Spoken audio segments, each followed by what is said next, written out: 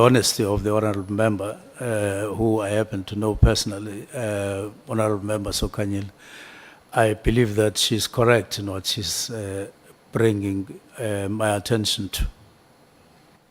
Okay, Honorable Skosana. Are you fine, Honorable Sokanyil? Okay, Honorable Skosana. Thank you, Chair. I don't think it's appropriate, Chair, for the Minister to downplay what we were given and we were told this document is part and parcel of the Minister's submission to us. And I mean, it means we must discard this information which were given to us, because it means he did not peruse the document, whether it's his lawyers, but he must take responsibility of this document. He can't downplay this. I mean, we're given this document this morning. We're told by the lady to say this document comes from the minister. It can't be downplayed, Chair. I don't think we are really. We have to take this thing as easy as that. That, you know what, the minister is distancing himself from the document. It can't be, Chair. Please protect us, Chair. Okay. Honorable Shongwe.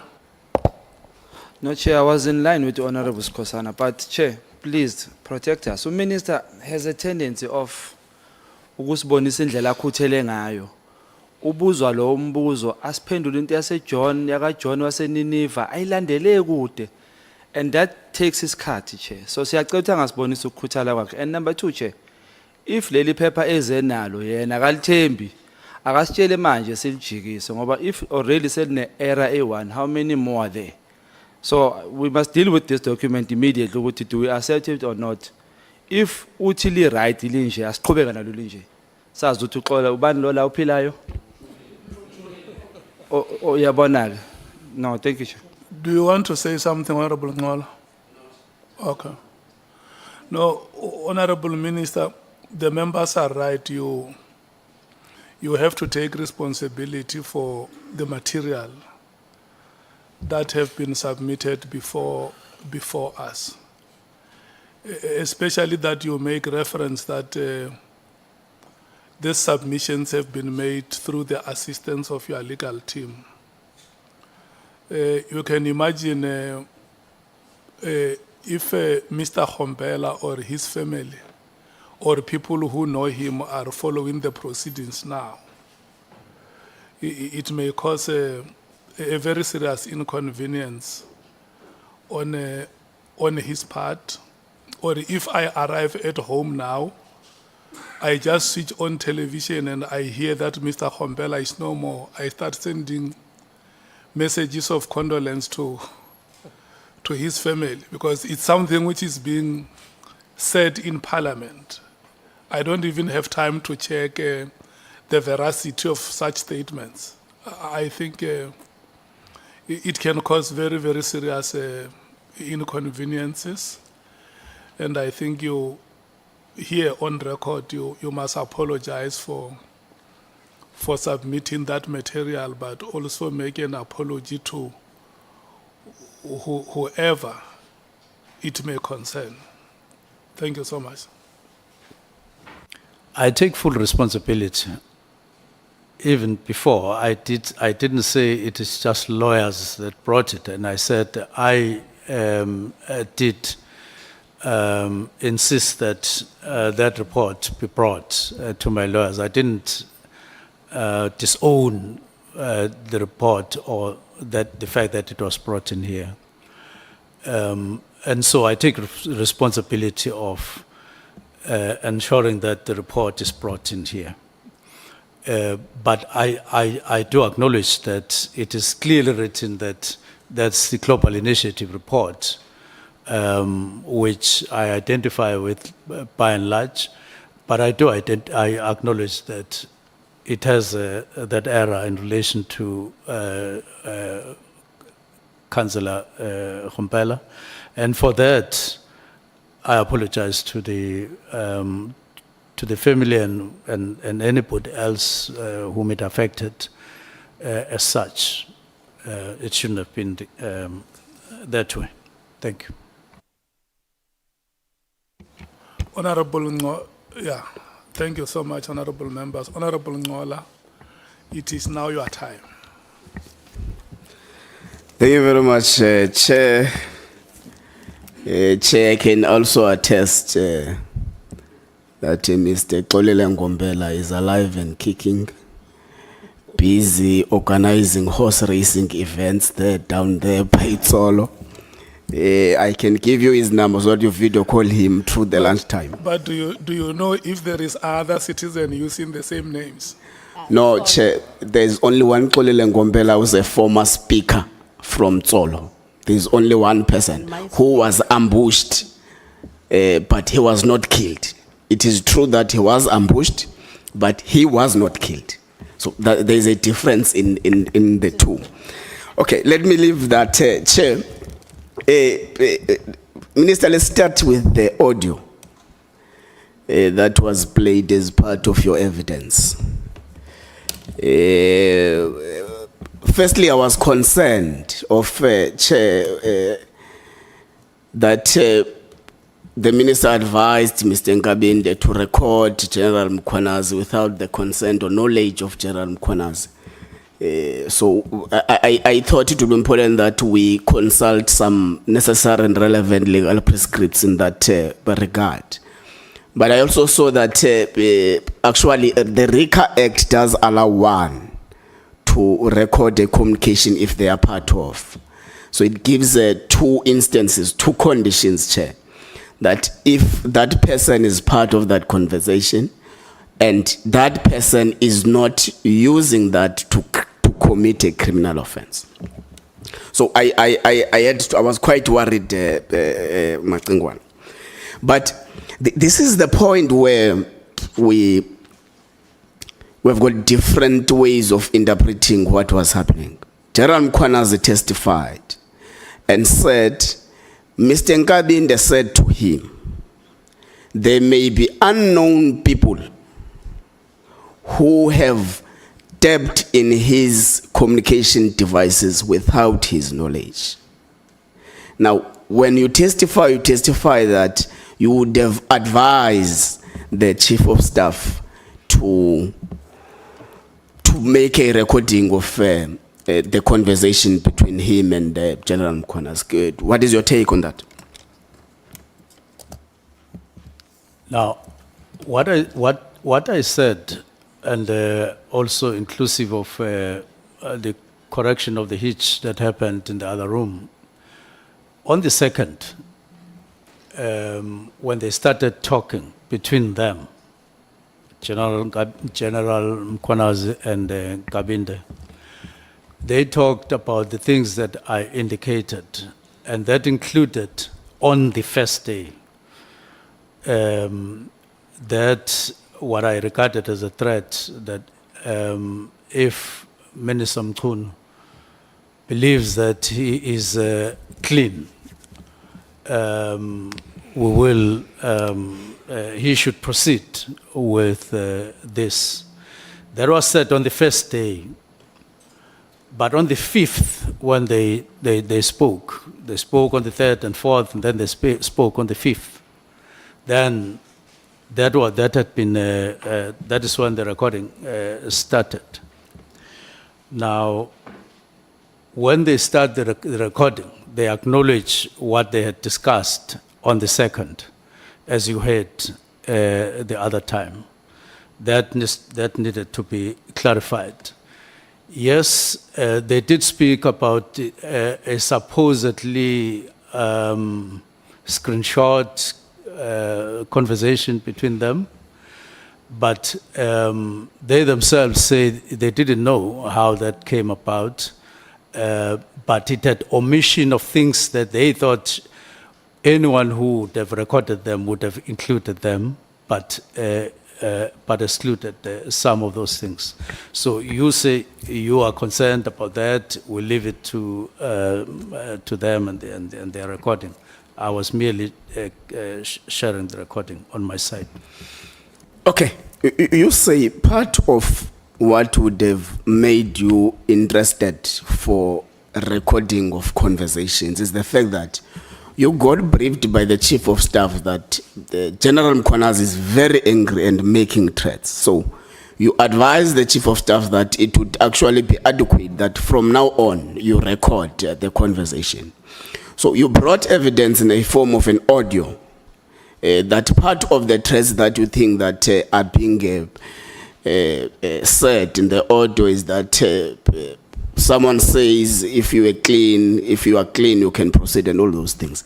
But I don't know what other honorable members would have heard in the audio, but what I heard in the audio was actually the sentiments of your chief of staff, Mr. Nkabinde, saying those things of being clean, not clean, and all those things. Did you finally get the part that which you wanted us to hear so that we are able to understand better your argument in regard to this? You'll recall that even Honorable Malema did advise that when you come back today, you must actually direct us exactly where we must go so that we understand your argument better. The part that I was interested in was where such a statement was being made between them and then recorded. Now, it's only in reference, it turns out, because that part was said before they started recording.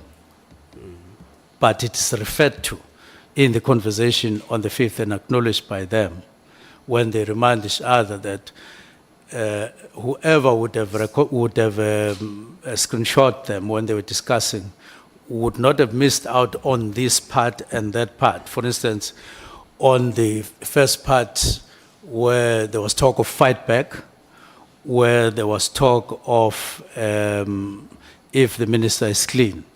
That conversation had not been or was not recorded, and I thought part thereof was actually recorded. That's why I brought it here. But it turns out that it is only in reference. So my answer to you is that I thought that that had been recorded. It turns out it had not been recorded. It just comes as a reference, rather. Okay. Does the minister understand that as things stands, given that response, the ad hoc committee doesn't have the evidence of threats as things stands now? The ad hoc committee has a reference as it stands now, and I would advise that if it pleases the ad hoc committee, you can get Mr.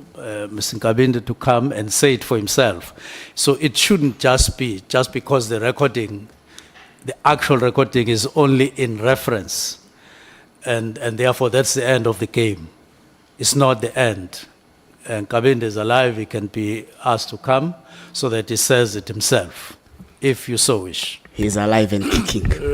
He's alive and kicking, just like... No, it's fine. Honorable Nqola, Yes, Chair. you know, this morning when we started, from this table, we made an announcement to members of the ad hoc committee that our support team followed up with the minister and his team to forward the extract that he wanted us to play on that day. And as at the time of resumption of proceedings this morning, that extract has not been forwarded to us. So it is not us. It was him who said it last week on Friday, that he wanted us to hear that extract and it was not there in the recording. And you are very right that when we rose, Honorable Malema said, please make sure that whatever piece of information you have you want to bring us, make it available. So it has not been made available, Honorable Minister. And the question that the Honorable Member is asking, he is justified to say that as it stands now, the ad hoc committee doesn't have that extract, which you promised that it will be made available. Yes, Chair, and I give a reason. that I was under an impression that it had been recorded when the recording of their conversation had started, and it turns out that it had not started on the first day when that was mentioned. It only Yeah. started on the fifth day. Yeah. Yes. I take the explanation, but the fact remains. As we proceed now, the extract is not here before us. It is not here before us as intended, except to add that it is in reference, Yeah. only in reference. Yeah. We agree. If we use the primary and the secondary, we will say the primary is not here. I Is would that so? agree. Thank you so much. Thanks, Chair. Chair, there is a hand. Honorable Malema. I'm on the same point. The minister, because you are putting it as if we should have the recording. The minister does not have a recording. He told us he's got a recording and he wants us to play. That's number one. Number two, he wanted us to listen to something he never listened to himself.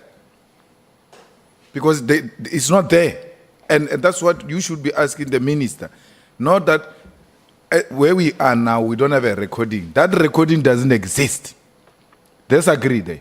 That there was no such a recording where Mkhwanazi was threatening the minister.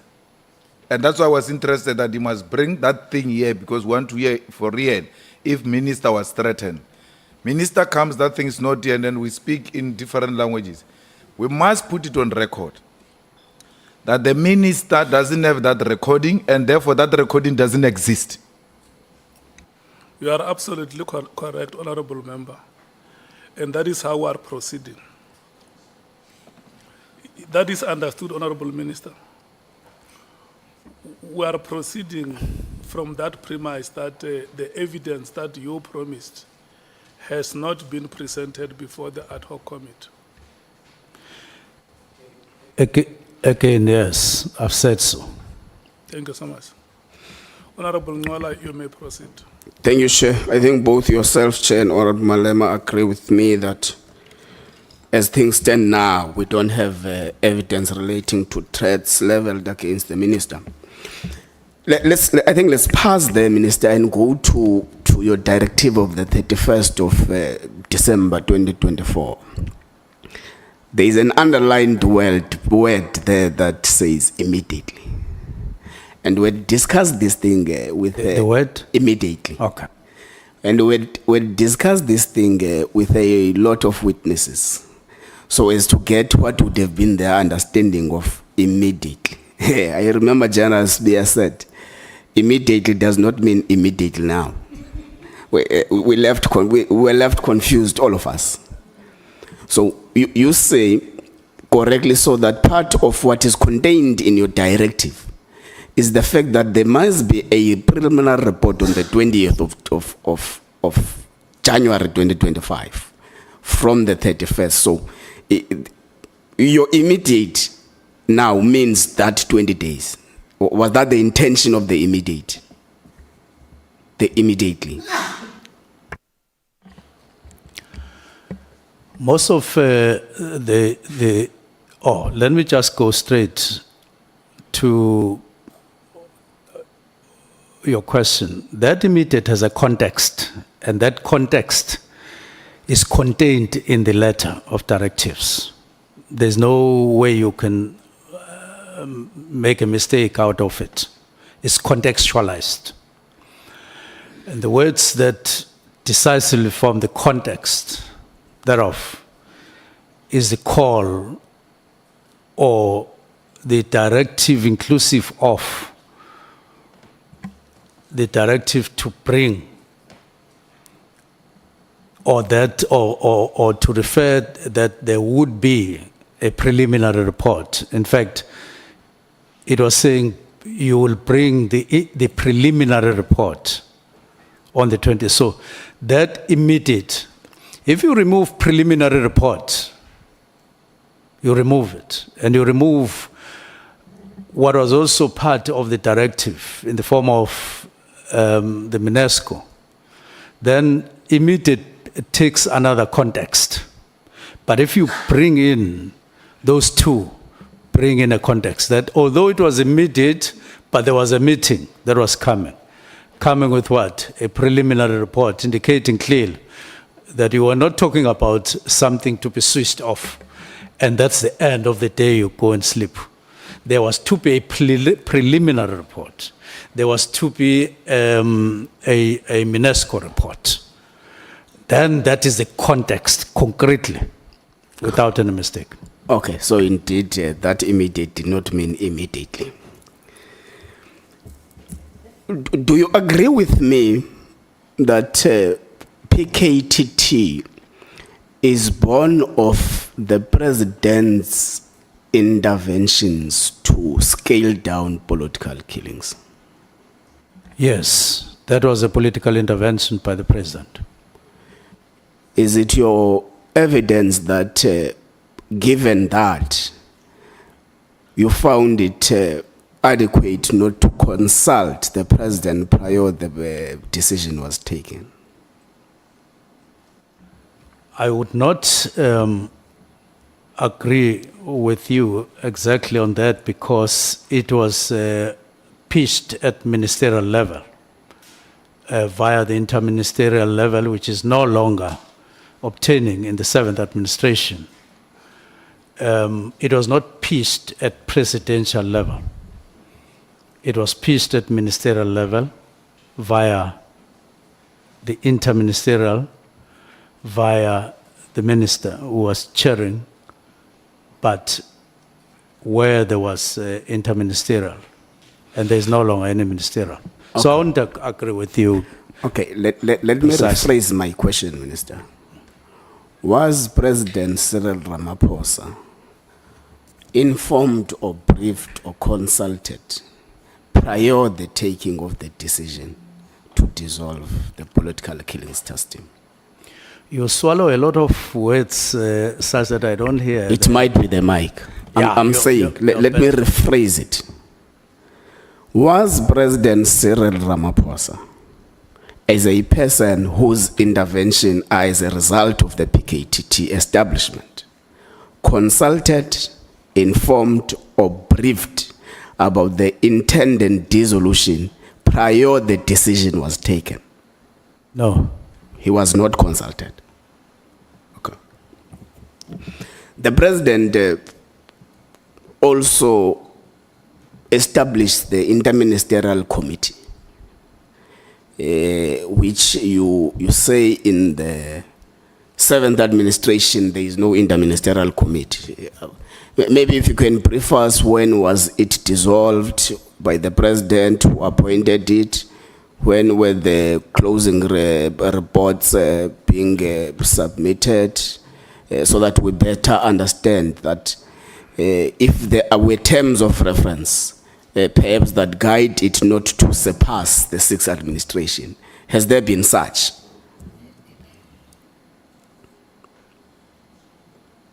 What's the question?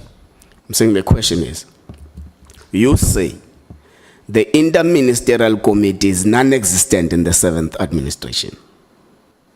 So I'm saying, did the person who appointed the interministerial committee dissolve the interministerial committee?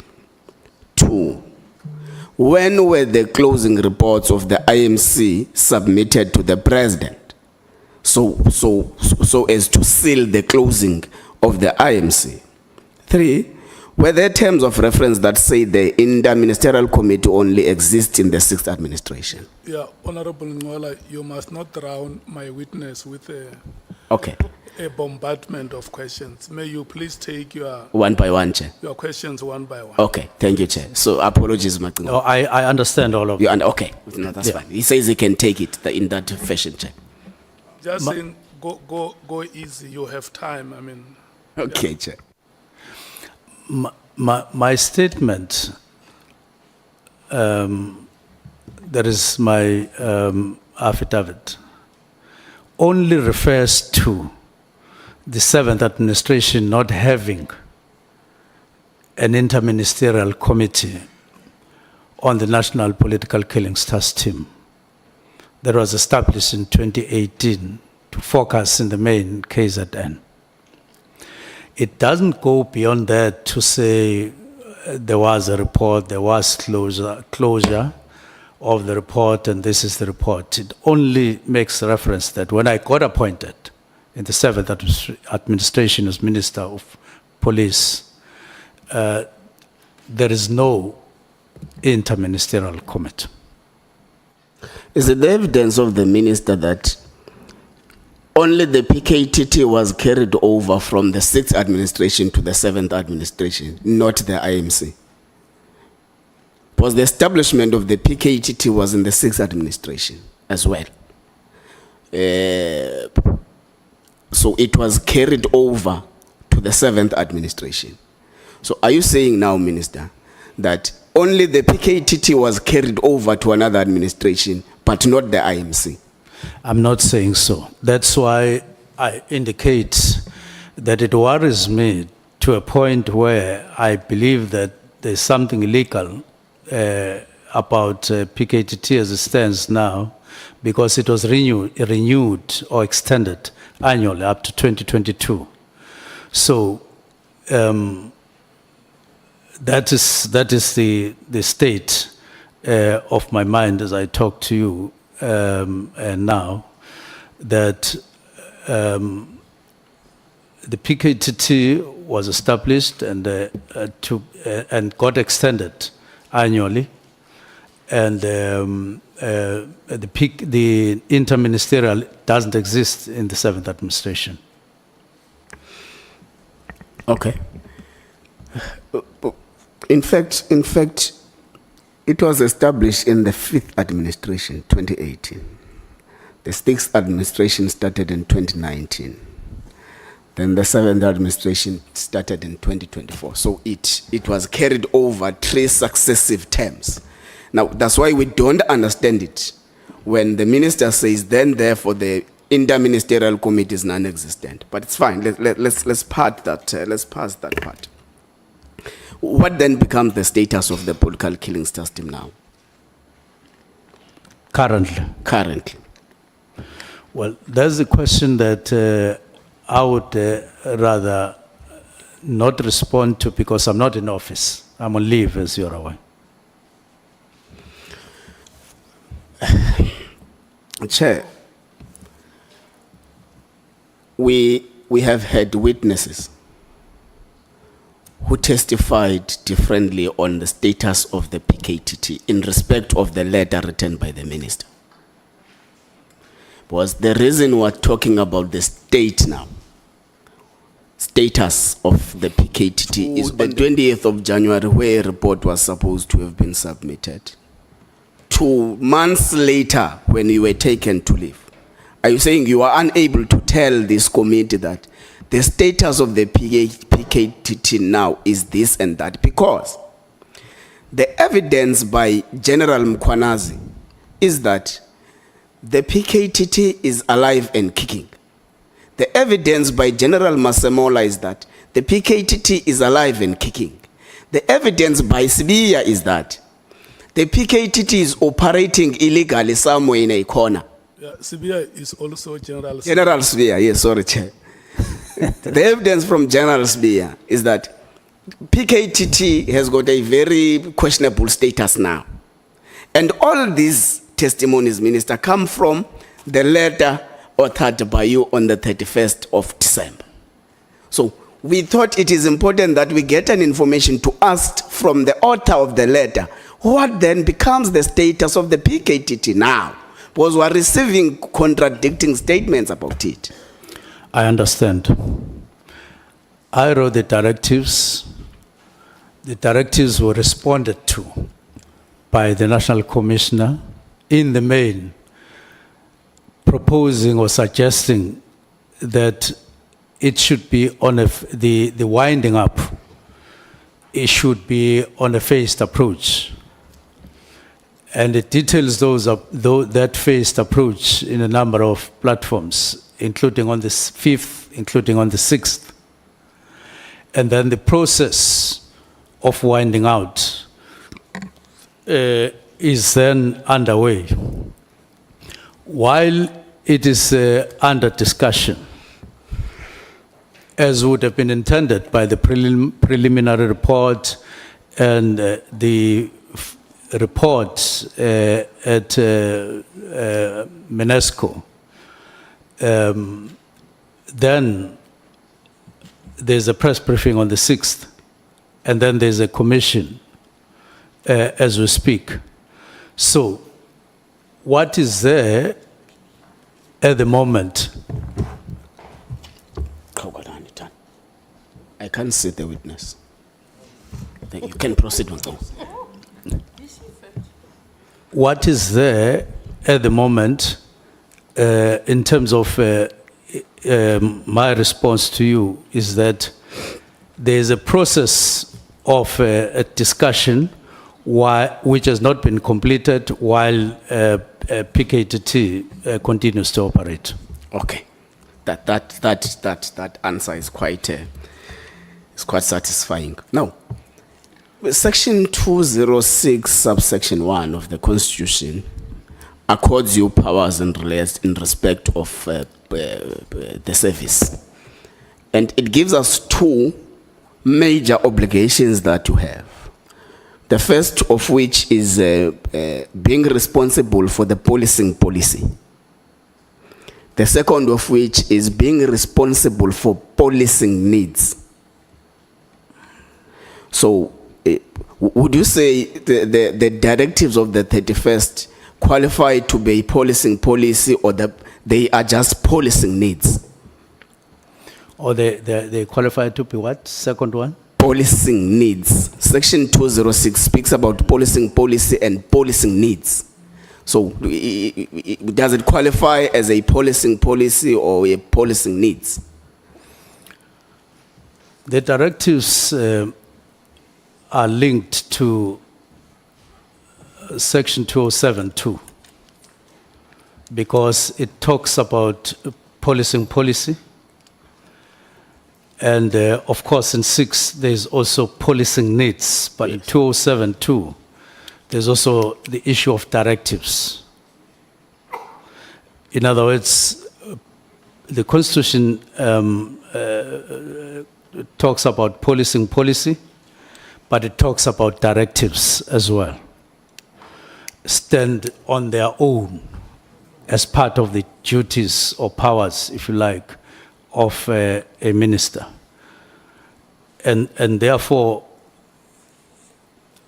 it was part of the powers that can be exercised by a minister while in office, not necessarily falling within policy or policing needs, because all of them are written on their own. Policing policy is on its own. Policing needs of a province on its own, and then directives on their own. Okay, that's fine. That's my understanding. So the letter is written on the spirit of 207(2), not 206(1). No, but I would say in practice you can't then separate to a point of creating Chinese walls on policing policy and needs of a province. Neither can you build a Chinese wall between the two and the directives. In operationally, they are not necessarily mutually exclusive, as it were. Okay, but I'm asking because also 206(1) Yes. actually requires you to consult provinces. Yes, Yeah, so that's why I was asking. yes. You also, as part of your evidence, presented to that committee a new organogram that is meant to restructure the organizational design, architecture, and all those things. When was it adopted? It was adopted in 2019. It was adopted in 2019, not in 2025. Pardon? not in 2025. It was adopted in 2019.